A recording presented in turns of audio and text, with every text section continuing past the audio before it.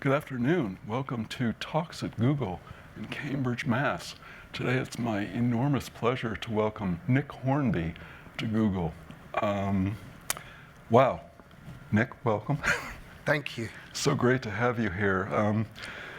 I suspect your reputation and what you're known for in the UK is probably a little different from how you're known in the US. Just do a quick survey here.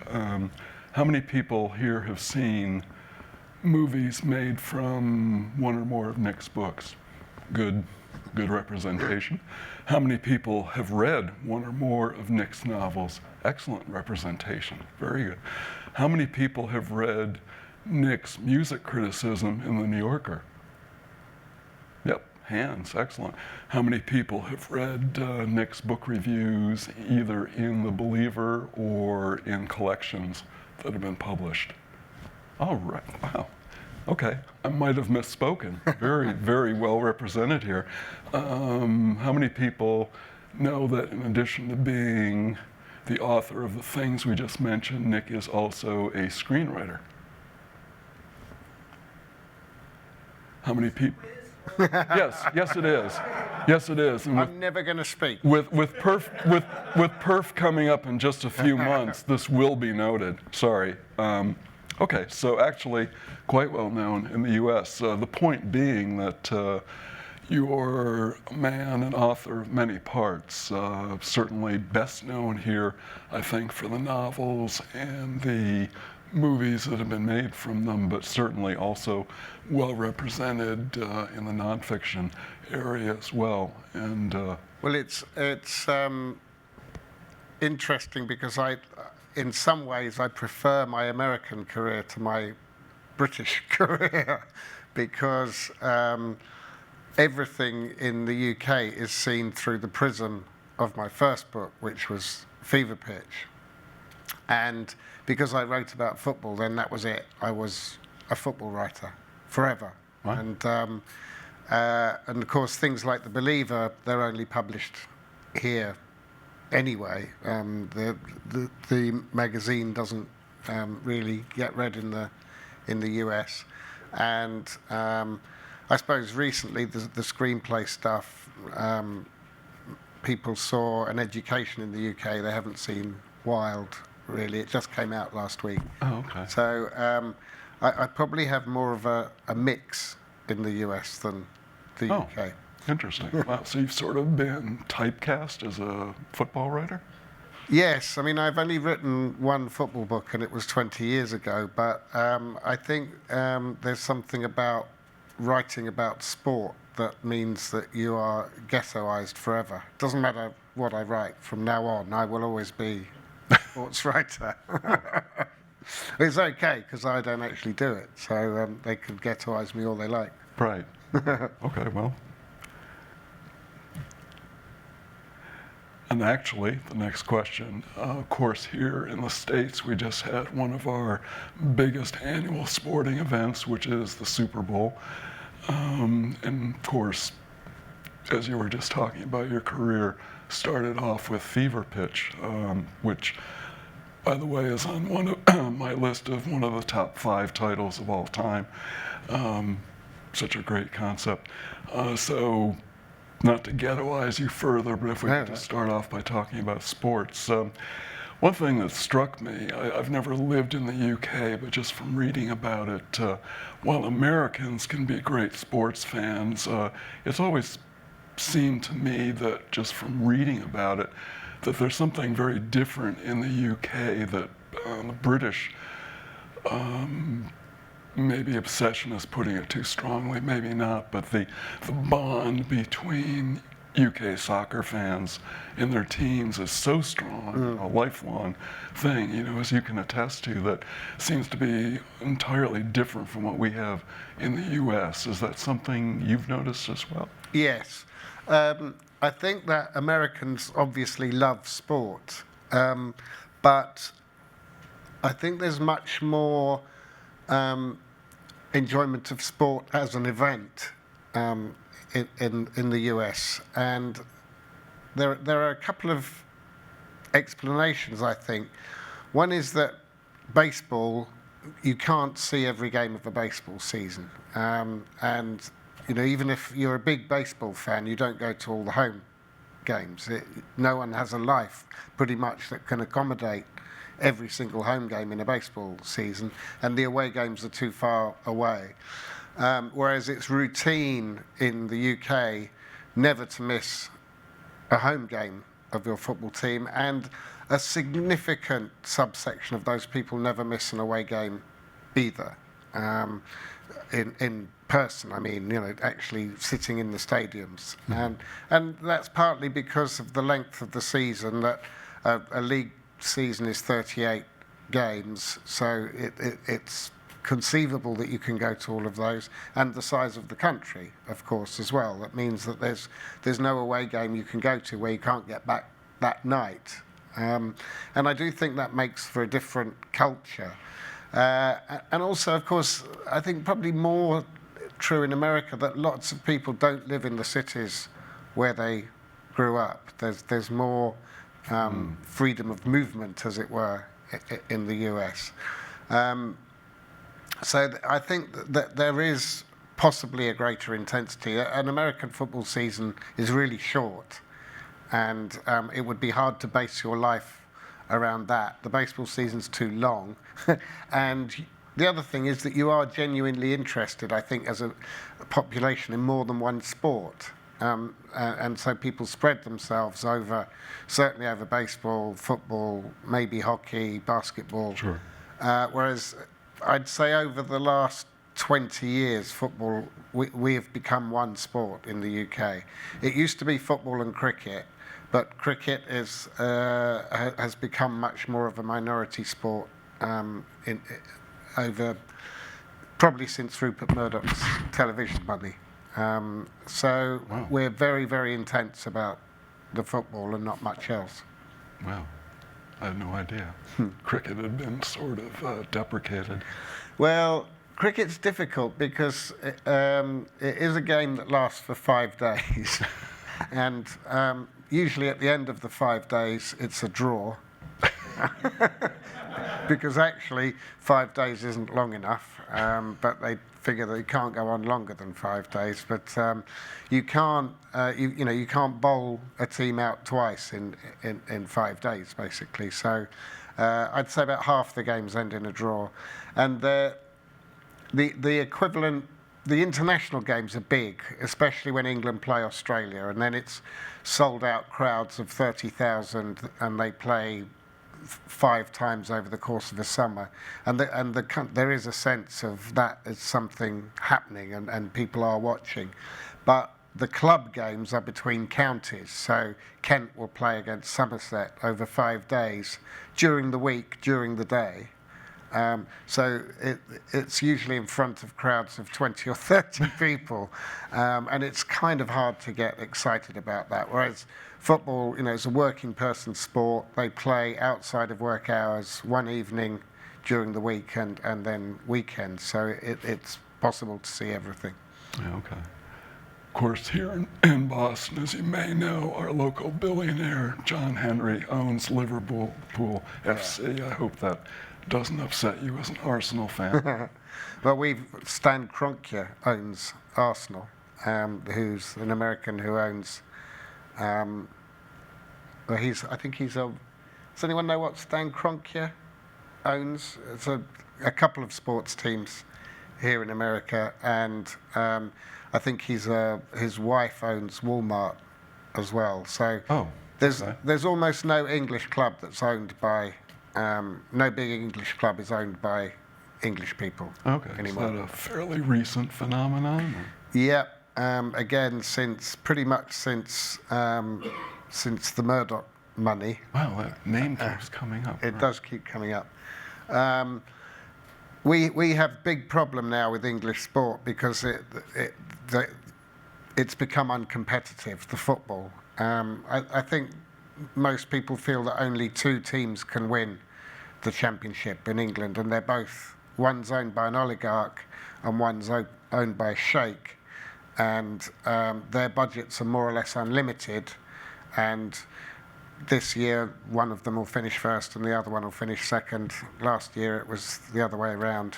And it's hard to get really excited. Arsenal can't win a championship. Liverpool can't win a championship unless something changes. They're trying to alter the laws so that these clubs have to be run as a business, meaning that you can't spend an infinite amount and without bringing anything back in. But there are all kinds of ways around it, and it's a little bit depressing at the moment. Sure. Absolutely. I mean, you've got lots of rich people who own sporting clubs, but you've got draft picks and you've got salary caps and you've got all sorts of things that actually we can't do because we have the disadvantage of playing a game that the rest of the world plays, whereas America only plays American sports.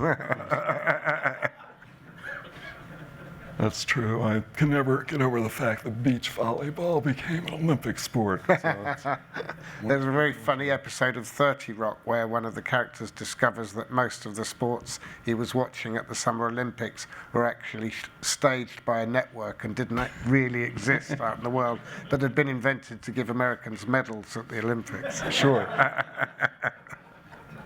Like beach volleyball in Like real beach life. volleyball. So switching from sports to writing, Yeah. you wrote the screenplay for the British version, Yeah. Fever Pitch. I do want to get back to screenwriting later in the Yeah. conversation. Just have to ask you, having written the screenplay for the British version, what did you think of the American version?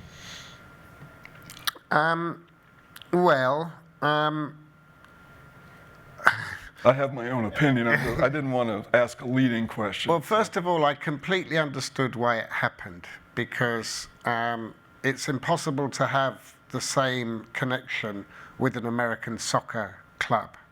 The clubs just haven't existed for long enough and it's not rooted enough in the culture yet. So the idea of somebody who's a grown man having had an unbroken relationship with a soccer team since he was a kid, that can't happen in the US. It had to be another sport.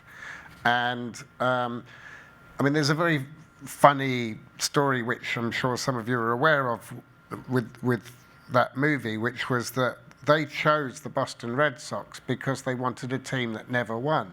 And it's a very rare example of Americans taking a triumphalist British film and turning it into something kind of miserable and depressing. And so this script was written about a guy who supports the Red Sox and loves the Red Sox, and they break his heart every single year. And they started making this movie in July, and then as it got to August, they started to joke about, wouldn't it just be typical if this was the year? And then the Red Sox won the pennant, and then they got to the World Series, and then they realized they were going to have to rewrite the end of the movie. And they did this as the Red Sox were winning it, which is how come that Drew Barrymore and Jimmy Fallon were on the field for the last shots of the movie. It was with permission from the club. So all that was kind of incredible that it happened, and those shots are incredible at the end of the film. It was much more a kind of mainstream romantic comedy than certainly the book was, and than the English movie was. I think that it was more about Drew Barrymore, the movie, and her character than sport. So I slightly regretted that it had become that thing. Yeah, I'm not surprised.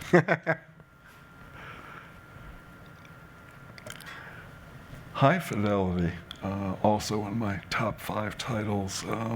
But just so you know, the top 5 titles do have at least one non-Nick Hornby entry. Okay. HMS Pinafore is in it. I'm always in a list with that thing.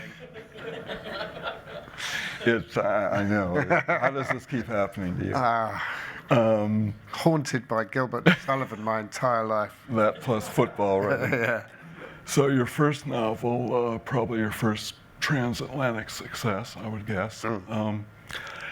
To To me, it seemed that John Cusack completely got the book. I was really astonished by the movie. I thought it was an extraordinary adaptation despite the change of scenery. How did you feel about it? I loved it. I loved the whole process of it. My relationship with the books and the movies, when I adapted Fever Pitch, I was, whatever I was, 35 years old when I began to adapt it. I hadn't written a novel.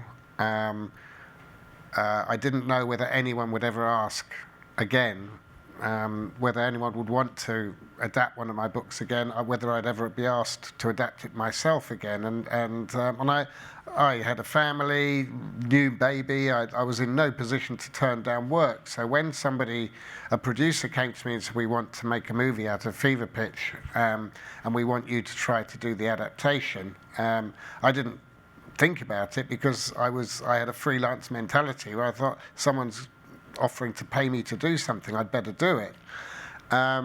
And after that I'd done it and other books started to be adapted, I thought I don't want to ever adapt my own work again. I want to move on. I want to do the next thing. It's 2-3 years of work, a book, and then you get to the end of it and someone says, right, we want you to take most of it out and write it in a different form. Your spirit does. I find the spirits lower a bit with the prospect of that. Sure. So when it came to High Fidelity, I said, I don't want to do it myself. And I was surprised when they said we want to set it in the US.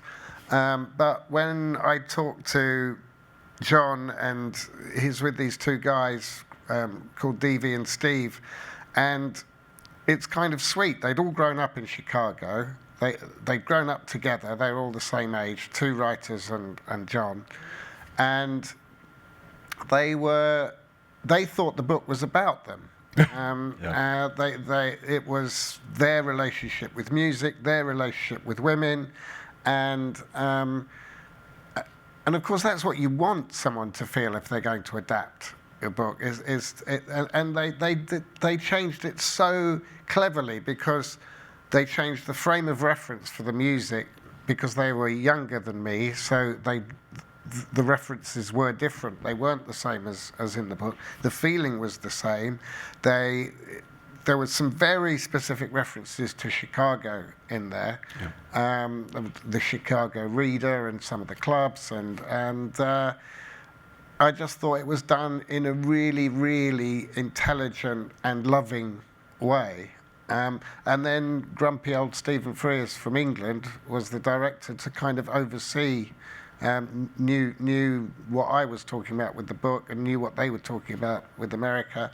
And it was just all a really kind of happy experience. Oh, that's great. I have to say, one of the key parts of the movie for me was the casting of Laura.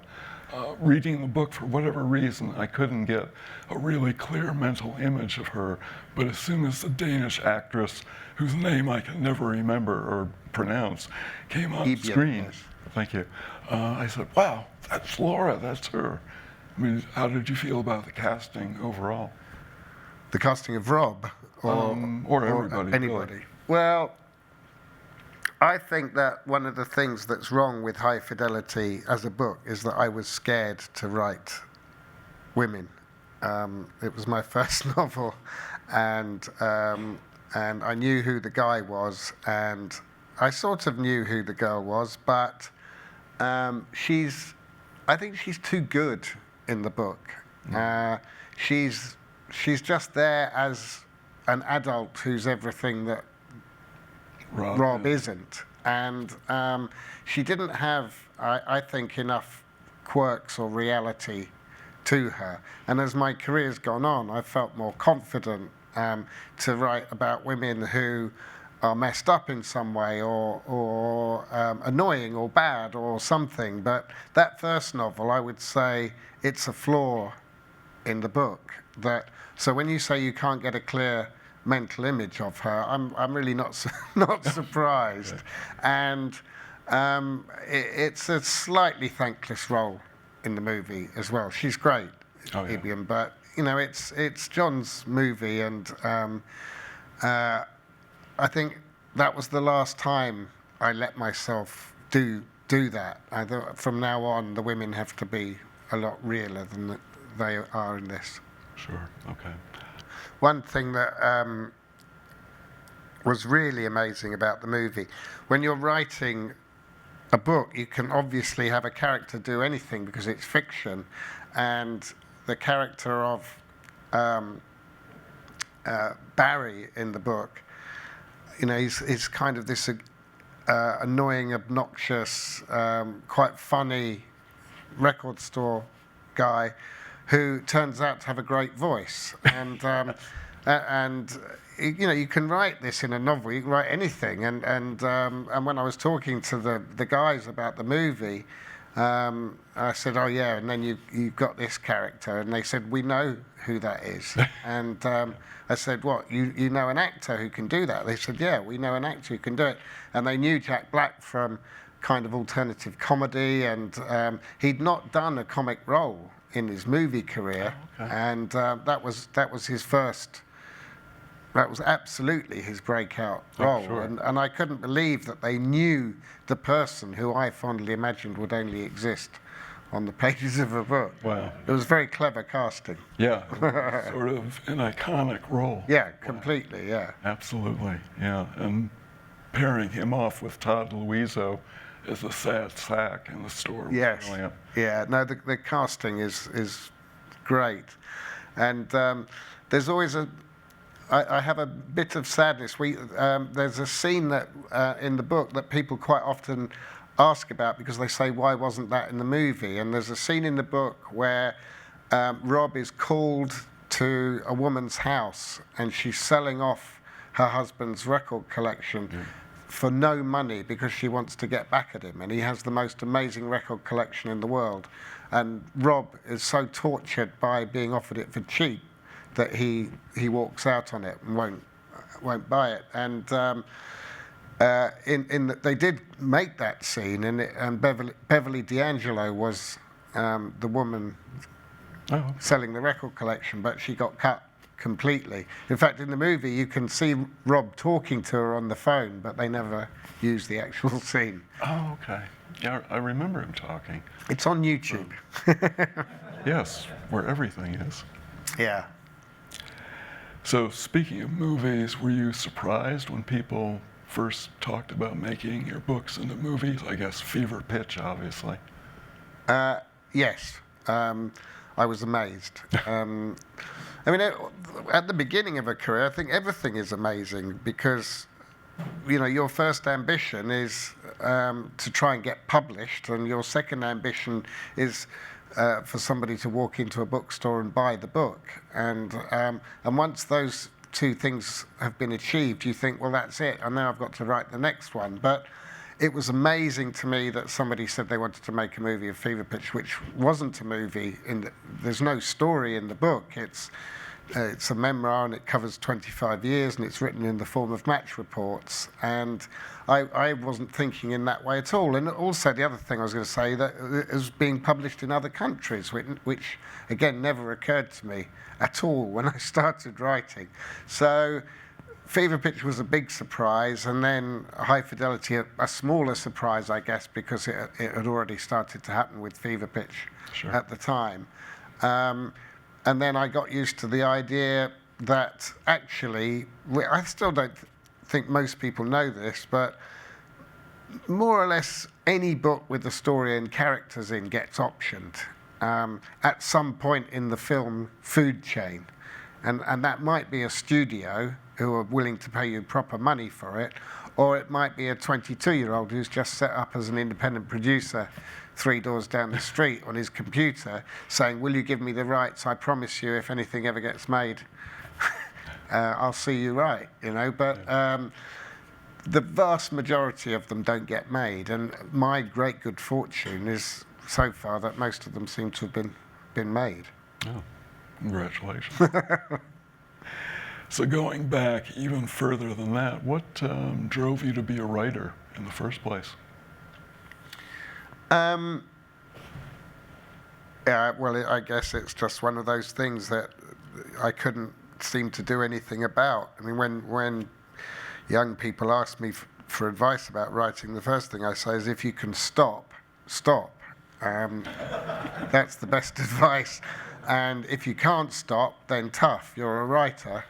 And that was pretty much my situation, that I couldn't stop. And I didn't care how many times I got rejected, I would just start off with the next thing, with an increasingly heavy heart, obviously. But I was doing that thing where I had parted company from my peers in terms of, they were on some kind of career ladder, and I was drifting in and out of work because I'd write something. I started off trying to write scripts. I would write something and get it rejected, then go back to work and work for a while, and then get enough money to leave work for a while. And I had anxious parents and anxious girlfriends, and you just feel like you're walking the plank, really, that you can't go back because there's nothing back there. So you just got to keep on going. But it has always felt like a need, and it still feels like a need. When I contemplate retirement, I contemplate writing, really, of short stories or something, but it would be writing. Oh, okay. So you started off writing movie scripts or TV scripts? I don't know what they were, actually. I didn't know the first thing about them. They were probably somewhere between BBC radio plays and feature movies, but really kind of indistinct. We did have some. We had a long tradition throughout probably the 60s and 70s of 1-hour plays on the BBC. They don't make them anymore. They're sort of one-off things, and lots of dramatists and screenwriters cut their teeth on those things. And I was continuing to write those long after the BBC had stopped making them. I knew the BBC had stopped making them. I don't know why I wrote what I wrote. That was just the right form.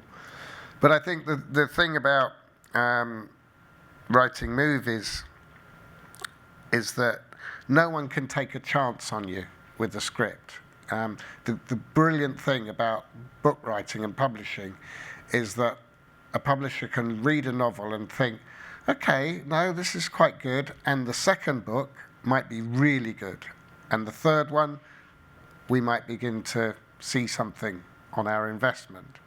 And so you can give an author not very much money and print not very many books, but you can nurture a career. Whereas with screenplays, they cost between $5 and $50 million, and it doesn't matter how much you believe in someone's future, you can't invest that sort of money in this script. Sure. And I think prose is easily the best way to start as a writer if you can. So let's say we're compiling advice to young would-be writers here. Don't write if Don't you can write. Possibly not write. Is number one. If you must write prose, Yes. screenplays. Okay. Yeah. We'll Or have the two things on the go at least. I mean, there are young screenwriters who become screenwriters, but I think it's a hard route. Yeah, definitely. So, in terms of your writing, I find that in both your nonfiction and your fiction, there's sort of a conversational quality, and it comes across as, to me, an effortlessness that almost invariably means throughout literature that the writer has really sweated blood to achieve. I come across that countless times. I'll admire somebody's writing and say, "Oh, they're toying with us." This is they just write so easily. And you read, "Well, I write 3 sentences a day, and then I go back the next day and I cross everything out and rewrite them," like Annie Dillard, for instance. How does your writing process work? I've read a little bit about how you go to your workplace, your office, not far from your house. Yeah. Your house, and you will write for however many hours. How much of that is original writing? How much is rewriting? How much pain and torture is involved, basically? My first drafts tend to be in reasonable shape. but the process of getting to a first draft, I can't stand leaving something that I know isn't right. So there is a lot of rewriting during the first draft, if you see what I mean. I can't just splurge a first draft and then go back and work it over. I have to know that paragraph by paragraph, things are in reasonable shape before I progress. So there will be a lot of work that goes into each paragraph, and once I've got to the end of a draft, it's in a position where I can turn it in and give it to an editor and work with an editor. That thing of writing, 80,000 words without looking at it, just to get it down on paper, doesn't happen for me. It comes in little bits and jerks and really kind of annoying. My writing process really annoys me, and I don't like it, but there isn't much I can do about it. I try and write between 500 and 1,000 words a day, which isn't that much, or it doesn't feel like that much, but if you do the maths, this book is 100,000 words, it should be 100 days' work. Right. It wasn't. I can't account for the rest of the time.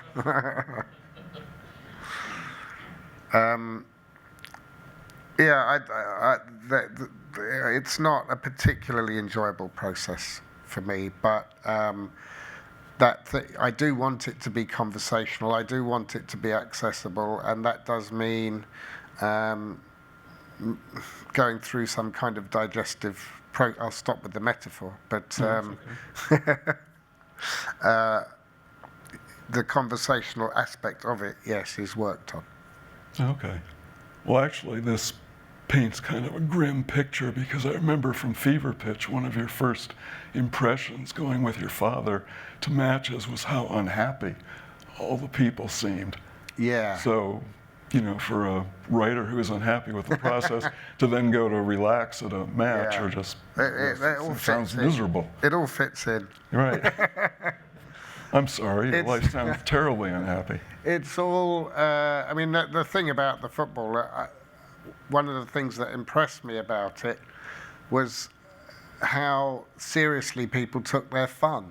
And that's something that has been important to me my entire life, whether you're listening seriously to music or reading seriously or watching movies seriously and writing movies seriously. The things that set those people apart are that they are willing to take something apparently trivial very, very seriously indeed. And I always like those people the most.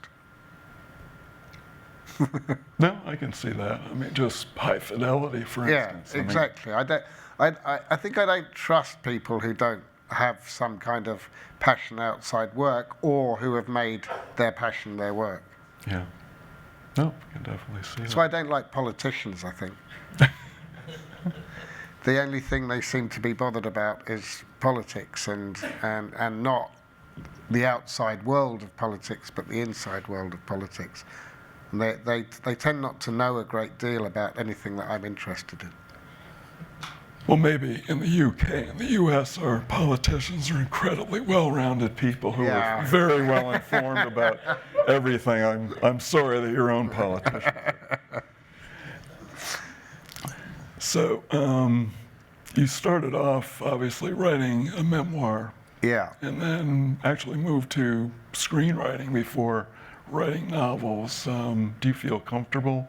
And obviously you've written criticism along the way, reviews. Do you feel comfortable moving back and forth among the different forms? Do you have to sort of, okay, I finished this novel, I'm going to go, do my monthly book review now? Is it sort of a seamless transition for you? Do you have to sort of catch your breath?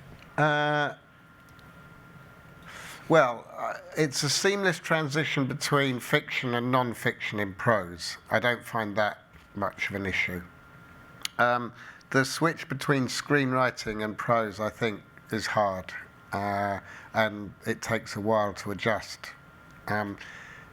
Not so much going to screenwriting, but going from screenwriting to prose. And I think there's something about the brevity of the form with screenwriting that can damage prose a little bit, because even though it's good to be economical with words, you still can't write 90 pages with not much writing on them and hope that that's a novel. It isn't. You do have to expand and think about the things that people aren't seeing or that they don't know.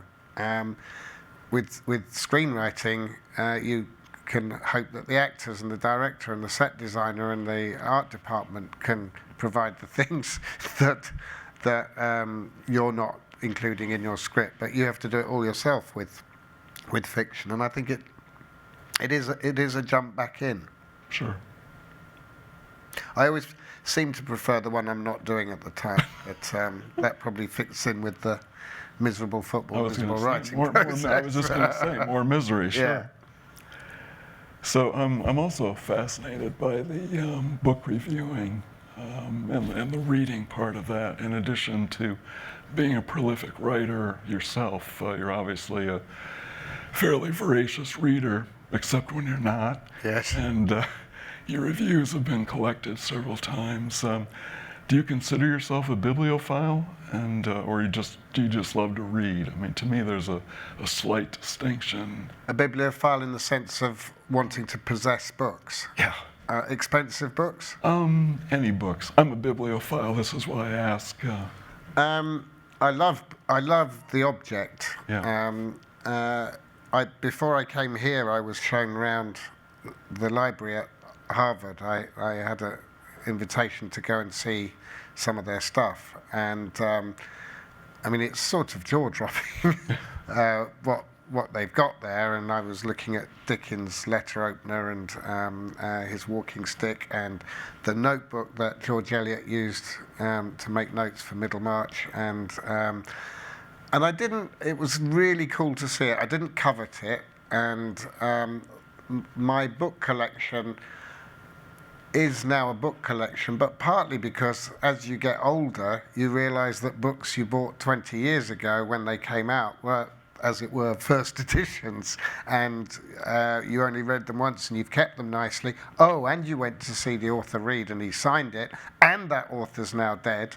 And slowly you have a collection that's worth something. When I went to see Raymond Carver read on a Saturday afternoon in a paperback bookshop in the Fulham Road, and it was so crappily done that they didn't even close the store, and Raymond Carver was trying to read above the sound of these braying Chelsea women trying to buy the new Jeffrey Archer novel and saying, who's that over there? But he signed my book. Raymond Carver wrote, "To Nick, best wishes, Ray Carver." And of course I kept it, and I don't know if that makes me a bibliophile. Was that a bibliophile? By some definition. By some definition. Not in the sense that I scour catalogues and bid for items on eBay or anything like that, but I do love books as objects, yeah. Right.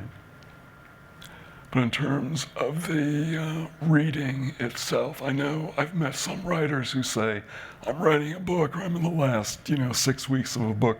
I can't read anything else because I'll be too influenced by this book's style or the narrative tone or whatever.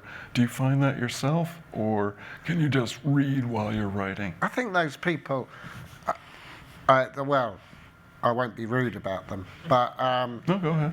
I mean, if I think a novel, if I'm writing a novel and I pick up a novel by somebody who I think might be tonally similar to me or writing in a similar narrative area, then I won't touch it. But given what's left, like the whole of human literature, no, of course I read. I'm really conscious of how many years I have left to me, and I want to read as much as I possibly can. But I read a lot of non-fiction. I read books about music. I read books about sport. I read books about books, and none of these things come into the process of my own writing while I'm writing. That my thing is off on its own path by then, and Sure. I couldn't bear not to read. No. Okay. That's great, a compulsive Yeah, reader. I mean, yeah. that's- Love that. And music, obviously a big part of your life. Yeah.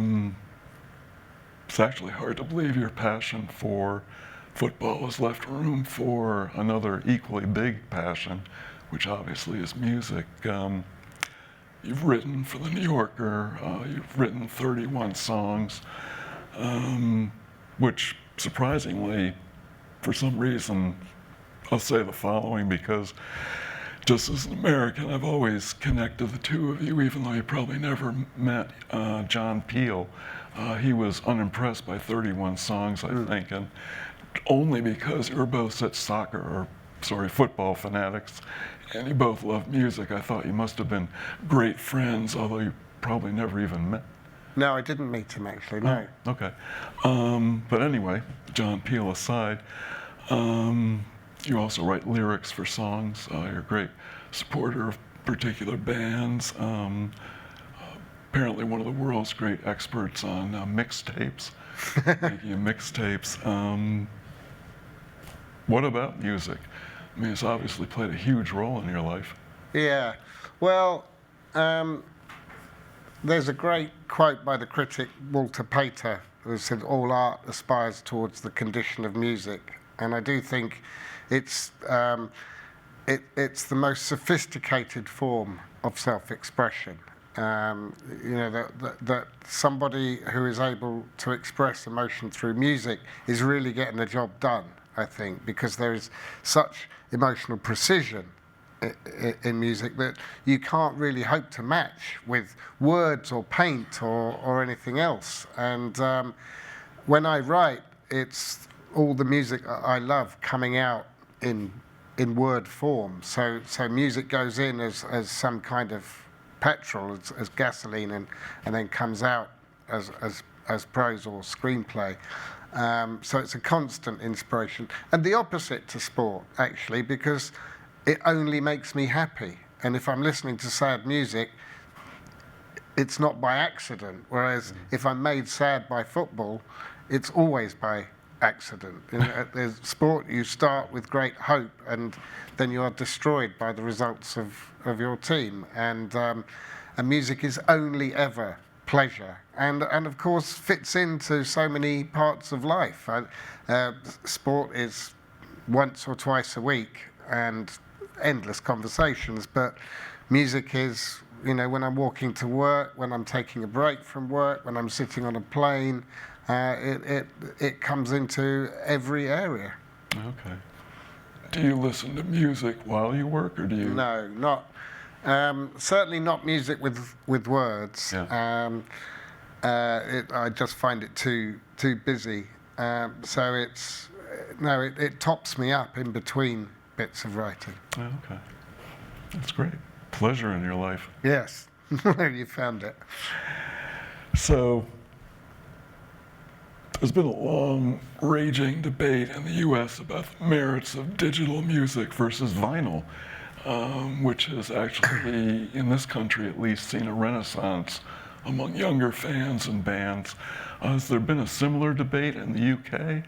And if so, where do you stand on this important question? Well, I'm right on. I seem to be. My life seems to have exemplified the argument in that about a year or so ago, I was. I'm not a purist about music. Same with books. I just want the stuff, and I don't mind what form it comes in. And I love my iPod, and I love my iPod Classic, and I'm really sorry that the iPod Classic's been discontinued. But I was scrolling through it and looking at some of the stuff. I don't know who the hell this person is. I don't know why I downloaded it.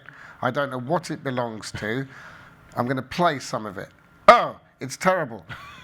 I'm going to play 5 seconds of it and move on to the next thing. And there was so much of that in my life where I wasn't committed to this person that I didn't know in the first place. And especially if you work at a computer all day on your own and no one's going to spot what you're doing. I spend a lot of time surfing, finding new music, downloading someone's playlist that they've put on, not listening to it, going on for a bit more to download someone else's, and so on and so forth. Anyway, I got to the point where I thought I'm going to start buying vinyl again, because you have to go someplace. You can't have turntables all over your house. There's one place in your house where you have a turntable, and you can't keep skipping the tracks. And I'm going to sit down and listen to it, at least give it that much, 20 minutes, and pay some money for it, because I buy new vinyl, and it's not cheap. You know, it's like £20 for an album in England, between 15, £20. Buy an album, you have to think about what it is you want to listen to at that kind of price. And once you've bought it, you give it the courtesy of some time, which I wasn't doing with digital music at all. Set against that, in the last 2 months, I've become an obsessive Spotify user, because I didn't understand properly what Spotify could be or did.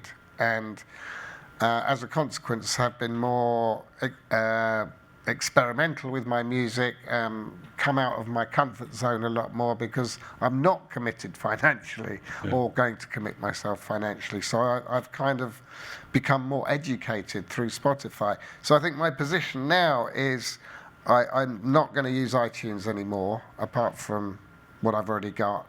It will be Spotify and vinyl, and that's it. Okay. I'm like you.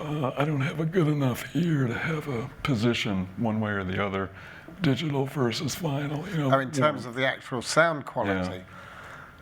Yeah. Maybe you do. I don't know. I don't think I do. I think I kid myself when I listen to vinyl that I can hear something that's richer. And T-Bone Burnett, who I was talking to recently, says he's got it set up in his studio that he has a digital recording and an analog recording of the same piece of music, and he says that when he plays it to people, they literally cannot believe the difference. They can't even believe it's the same record. But I don't have a sound system where it seems to me to make a marked difference. So it's not really about the sound quality, it is about the commitment to the music. Okay. I have to say, for me, there's something about vinyl that I think Rob talks about in the context of making the perfect mixtape. And to me, on vinyl, that's specifically the transition from the last song on side 1 to the first song on side 2. Yeah. You know what I'm talking about? Yeah. Yeah, because the last song on side 1 is usually a crescendo. You're ending the side, you know, pretty much with a bang. And the second song on side 2, sort of starting off very easy, you know, but I love that transition from that one song to the other, which we've really lost with digital, but we get so much. The thing with making playlists is that you're not listening to the music as you're doing it, whereas if you make a mixtape, there wasn't, on analog with vinyl to cassette tape, there wasn't anything to be done while you were doing it apart from listening to the song. Sure. And of course, while you're spending 3 or 4 minutes listening to a song, then you're thinking, oh, that guitar solo sounds like that, or this lyric reminds me of that. And so while you're listening to the song, it gives you maybe 4 or 5 choices for the next song, which are more considered choices. Whereas if you're doing a playlist, you go bip, bip, bip, bip, bip, you haven't got any of the sound of that. You can remember the record, but you haven't got the actual feel or sound in your head while you're doing it. So I think by definition they have to be inferior. Yeah, no, I totally agree. I still have dozens of mixtapes at home that other people made for me and that I made. So, I honestly wish we could talk for hours, but we can't. And you're here to talk about Funny Girl, which I think is just being published today. It's today, in the US? yes. Well, first ones to get it. I turn it over to you and the book. You know, what should your fans know about this book? What do you want to tell us about it? Well, I mean, it really comes from having spent a lot of the last 3 or 4 years writing for screen, and after an education, I also adapted Colm Tóibín's Brooklyn, and it got stuck and then unstuck, and then the funding collapsed, and then the director left, and then the director came, and it's just the normal process of film. And it showed at Sundance last week, finally, after 4 or 5 years. And I wrote a series for HBO, which they commissioned a pilot, then they didn't commission the series, and I wrote Wild for Reese Witherspoon, and that got made really quickly. And there were two things about all these experiences. One, the experience of working collaboratively with really smart, clever people, and two, the frustrations when it doesn't get anywhere. And the big thing about screenwriting is that you need permission all the time. We were talking about the money before, but there are about 25 gatekeepers. So you write a script and you need a cast for it to be a movie. You need a director, you need money, you need an editor, you need this. And your work, your script is not a finished thing. Your script is a script, that's all it is. It's not a movie. You can't give it to someone and say, read my script, unless they're used to the idea of reading scripts. Whereas with a novel, if you have finished it, it's a novel. It doesn't matter if nobody publishes it. It doesn't matter if nobody buys it in a bookstore. It is a novel. It's its own thing. Anyway, I wanted to write about the experience of working collaboratively, and I wanted to write about it in novel form because I was sick of all the permissions and the gatekeepers. So this novel is about the birth, life, and death of a fictional sitcom, and it's about clever people working at the top of their game and having fun and being unable to stay there because no band or collaborative team can ever stay permanently wedded forever, even though when we love their work, we wish they could. So it's about the funny girl of the title, who's the star of this sitcom, and her co-star, and the two writers, and the producer. Okay. And it's set in the 1960s because I wanted to write about the characters old now at the end. And possibly inspired by Lucille Ball, I've read. Yeah, well, the character is inspired by Lucille Ball. The novel, not particularly, but this character wants to be funny, and she doesn't have any other role models. It was quite strange about England that our comedy actually was so masculine. If you look at something like Monty Python, there were no women apart from some women who ran around in bikinis at strategic points in the program. Yeah. And we had Steptoe and Son, which became Sanford and Son, two men, and we had a program called The Likely Lads, which was two men, and it was very male-dominated. So there's an element of sort of alternative reality in this, that it's a female comedienne at that time. Okay. And would you like to read something from it, or? Sure. I'm going to read about the two writers. Tony Holmes and Bill Gardner met in a holding cell in a police station in Aldershot the week before Christmas in 1959. The local police wanted the military police to take them back to the barracks. The military police didn't want anything to do with them. While the two sets of authorities wrangled, they sat there for 24 hours, talking, smoking, and not sleeping, both of them feeling stupid and very afraid. They ascertained that they'd both been arrested in the same place in the same street, 2 hours apart. They didn't even tell each other what they'd been doing wrong or where precisely they'd been doing it. They didn't need to. They just knew. Neither of them had ever been caught back at home in London, but for different reasons. Bill hadn't been caught because he was smart and knew the places to go, the clubs and the bars and even the public conveniences, although he didn't use them very often. The evening's events had reminded him why.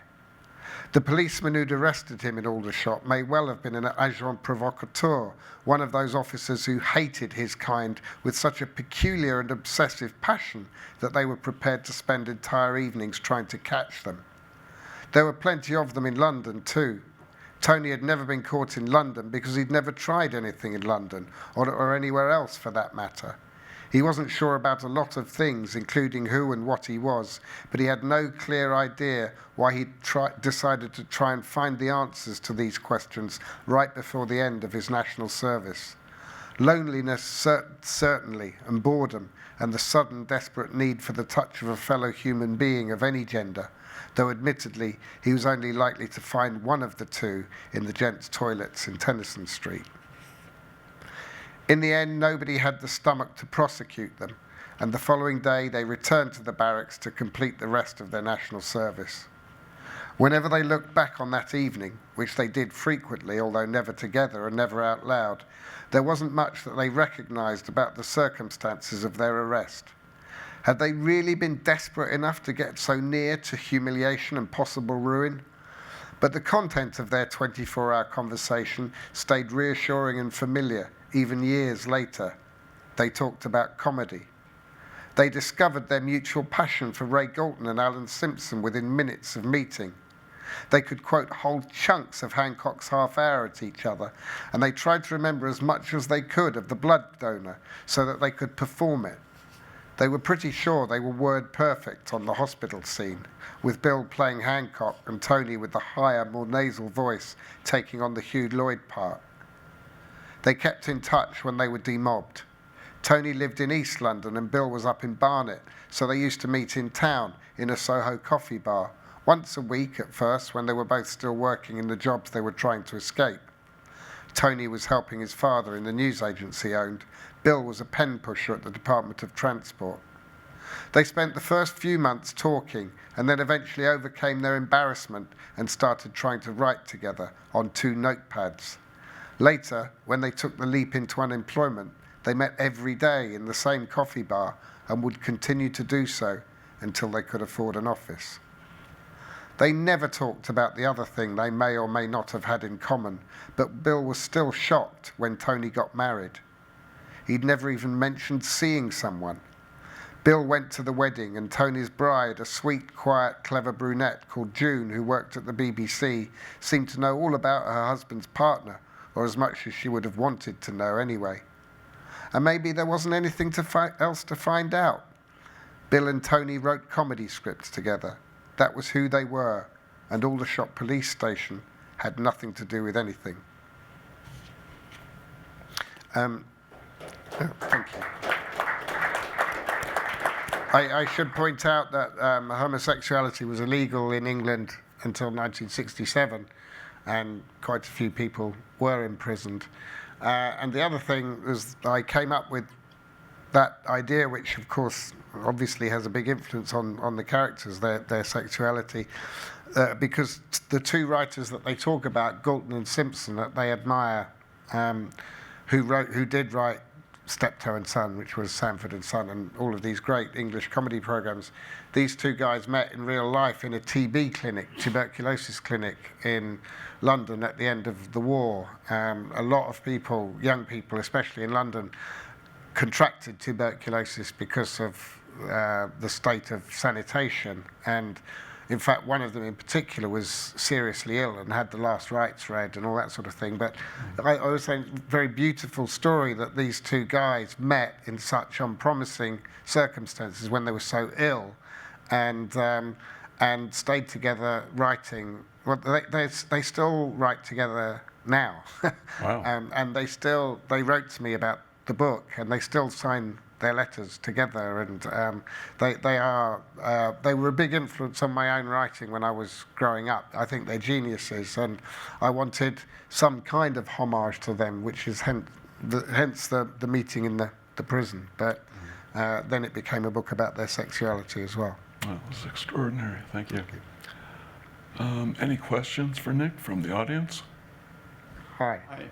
You mentioned the brevity of screenwriting and the fact that made it difficult for you to write prose. There's been, of course, a lot of discussion about the effects of email and texting and so on the writing abilities of the general public. What I'm wondering is, have you seen any effects on writing style of professional writers? Have electronic media had effects on the way literature is written? That's a very interesting question. I can remember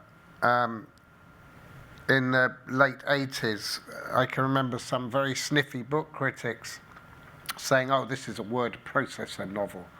And I never quite understood what a word processor novel was supposed to be, apart from that people were using more cut-up forms, and they thought they could see evidence of cutting and pasting in this fiction. But of course, that was something else going on in the culture. It wasn't anything to do with the means by which people were using it. I was so grateful for a word processor when I first got one. It made me a better writer because I was such a bad typist that if I saw a bad sentence in the middle of a page, I'd think, I'm not bloody writing that whole thing out again.